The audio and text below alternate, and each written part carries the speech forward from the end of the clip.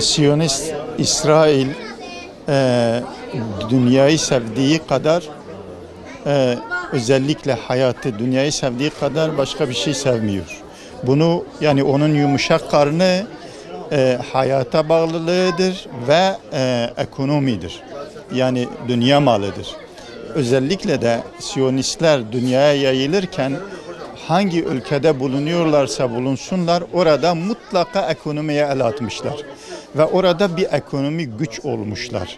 Özellikle Amerika'nın şu anda onlara muhtaç olması ya da onlara gebe olması ya da onları desteklemek zorunda kendini hissetmesi meselesi ekonomiktir. Son zamanlarda bir hassasiyet oluştuğu için insanlar marketlere gidince İsrail malını almama konusunda hassasiyet gösteriyorlar.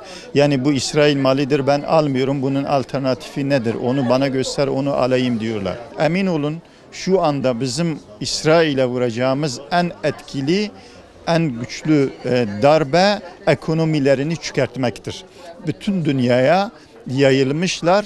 Onların ekonomik olarak o boykota alırsak, eşyalarını almazsak orada ciddi bir darbe vurmuş olacağız. Şu anda sırf hani bu boykottan dolayı satış düşmesin diye ciddi manada fiyatını düşürmüşler.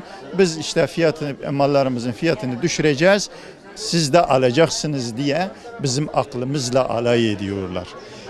Halkımız bunları listeye alacak. Sadece bu sıcak günlerde değil, yani bu çatışmanın olduğu, ölümün olduğu dönemlerde, günlerde değil. Sürekli olmak üzere biz bu İsrail mallarını boykot etmek zorundayız. Boykot İsrail'in akarını kesiyor. Bu özellikle İsrail'in şah damarını kesiyor. Biz İsrail'i besleyen bu firmaların, bu markaların, bu maddi gücünü kesersek İsrail bu kadar pervasız davranmaz ve kardeşlerimizi öldürmez. Sadece şunu bilelim, İsrail'in malını tükettiğimiz, aldığımız her bir mal Filistin'de kardeşlerimizin kafasına patlayan birer kurşun oluyor. Bunun farkında olarak bunun önüne geçelim ve İsrail'i ekonomik olarak vuralım. Bu işe yarar, İsrail'i durdurur.